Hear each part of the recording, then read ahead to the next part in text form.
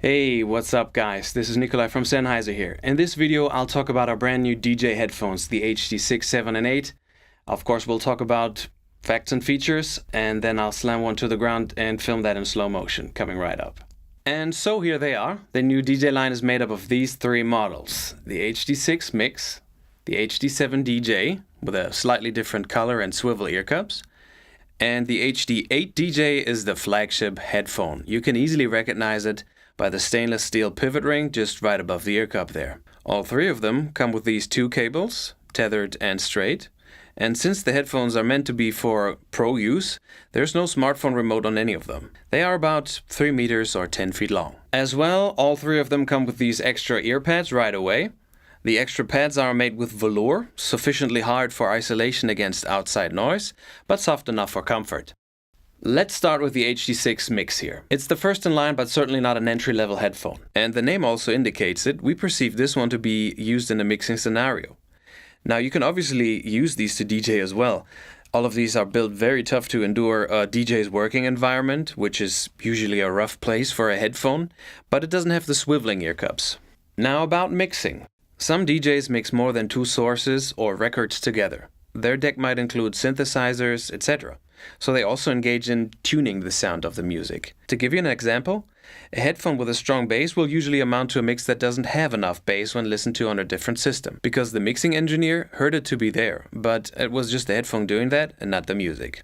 So, it's a 150 ohms headphone. It can take a good load of loudness and will still work on a mobile device when needed. Let's move on to the HD7. Now the HD7 is a DJ headphone all the way at 95 ohms. Close design, of course, accentuated bass and treble, and overall exciting sound impression. The HD7 has those swiveling ear cups that the DJs ask for. The swivels have indentations, so you can feel and hear the clicks at each position easily. Now, if you get confused in which way to move the cups, you can actually tell that this thing has a force. If you move it into the wrong direction, I can easily tell. And just the other direction is much easier. So now if you need a recommendation for very heavy duty DJ gear, try these cans. They leave no demand unanswered. You get the Sennheiser sound and a very durable housing, 2 quality cables, a carrying case, and of course, spare pads. However, if you would like to have the best sound and design available in this series, let's go to the HD8 DJ.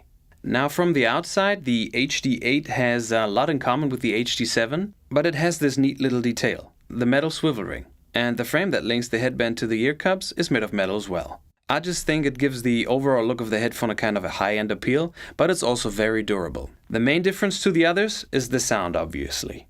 It's very difficult to talk about sound, but I'd say that the difference is the overall feel of the frequency band. While all three headphones have the same frequency range, it sounds most refined, if you like. The bass is prominent with a good emphasis in the lower mids for easy beat matching, but also rich in details in the higher frequencies.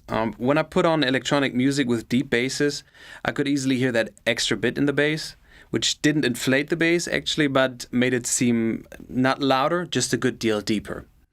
At high volume levels, the HD8, stays clean like you would expect, and that will remain all I will say about the sound, because I would like for you to go judge yourself. So now for something completely different. One of the things that's very much appreciated about the HD25 by Sennheiser is the fact that you can order single parts for it, and still can after years. We will provide the same long-time availability for parts for the entire DJ series as well, just like we have for the HD25s. So if you like growing together with your headphone, parts will always be available to you. And speaking of parts, let's talk about the pads. How do you change those on the headphones? To remove it, you simply pull away from the headphone like this. And don't worry about the sound that makes, that's actually normal. Under the ear pad, you can see these little plastic pieces.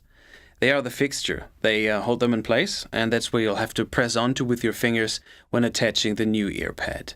You take the new pad, just lay it on top, and try to press where you saw these little plastic fixtures there. Just about 6 points around the ear pad, and that can look and sound like this. Done. Now, I promised at the beginning of this video that you will see these headphones being dropped to the ground in slow motion. Let's watch the clip. This is a high-speed recording made by our team, who also wanted to see what happens. So we dropped it from about 1.8 meters, that's somewhere around 6 feet, to see what happens, and the result was they're doing just fine, still intact, still working. Right, that's all for now, and if we left something out or you want to leave a comment, you know you can below this video and we'll answer as soon as possible. Thank you for watching, guys. Bye!